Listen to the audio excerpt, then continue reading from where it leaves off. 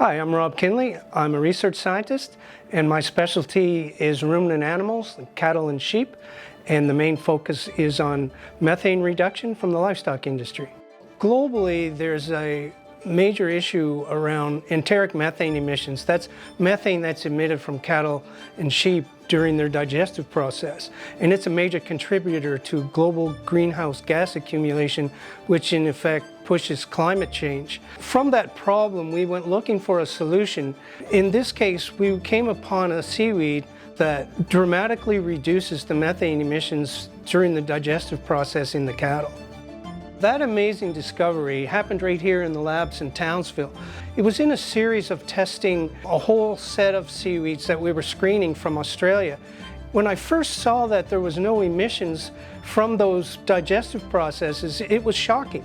It was so shocking I didn't believe it. It took 3 times of repeating it before I really came to that conclusion. Now, let me explain to you how we came to this very interesting line of work with seaweeds.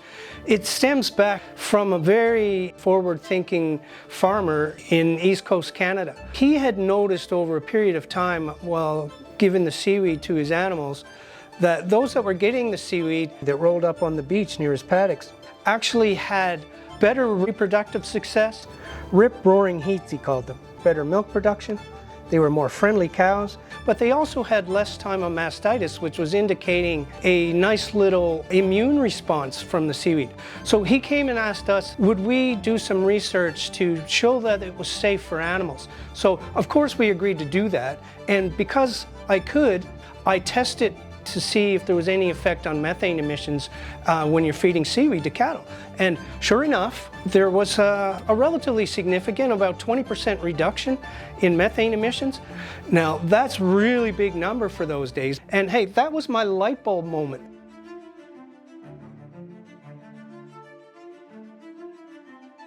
I linked up with CSIRO and James Cook University and Meat and Livestock Australia, and we started screening seaweeds. There was a pretty good impact from all of them, anywhere from 10 to 40% methane inhibition, but that was at 20% of seaweed.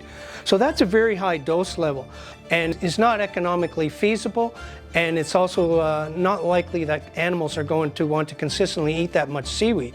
So we rolled back the inclusion level to very low levels, and most of those seaweeds didn't have as good of impact on methane inhibition, except Asparagopsis was the standout. At levels of less than 2%, it was still taking methane emissions out completely. Asparagopsis comes in 2 varieties. They have similar natural chemistry but thrive in different climates. One loves the cooler waters and the other more active in warmer waters, which means it's well suited for cultivation in most regions of the world. We tested both of those species in livestock, in sheep and cattle. In an unbelievable circumstance, it was better in animals than in the laboratory. That's virtually unheard of. For the first time, a totally natural product is available to the livestock industry that can greatly reduce animal emissions with strong early indicators of some great productivity enhancements in the form of feed conversion improvements and live weight gain improvements. And this is providing a win-win for the entire industry. And we have a circumstance now where we can feel good about our red meat and dairy products that have very little impact on climate change. We've proven the safety and efficacy for the beef feedlot market, and now it's about supporting the wide-scale adoption to allow for maximum impact. FutureFeed has identified the fastest way to have the biggest impact is to have seaweed being grown in key markets all around the world. We license seaweed growers to sell Asparagopsis for use as a feed ingredient. FutureFeed believes in building circular economies characterized by locally harvested seaweed, fed to locally produced cattle for locally recognized carbon credits. Trust and transparency are so important when it comes to something new, and we're building the certified trademark that will travel along the value chain from the seaweed cultivation to red meat and dairy products that people are buying. That gives confidence in the claims around lower methane and the science that supports it. The standards that underpin the certified trademark are how we ensure consistency of product and the impact across the value chain. We recently cooked the first low methane steaks along with Chef Matt Moran, and it was an incredible and satisfying moment in this journey. The days and weeks can be busy, but we savored the moment as we all shared the first bite. I reflected on the journey and on that dairy farmer in Canada and on all the belief and support at every bump along the way. It was extraordinary what I was seeing in the reality come to a vision and a sense of what this steak means for our industry and for our future.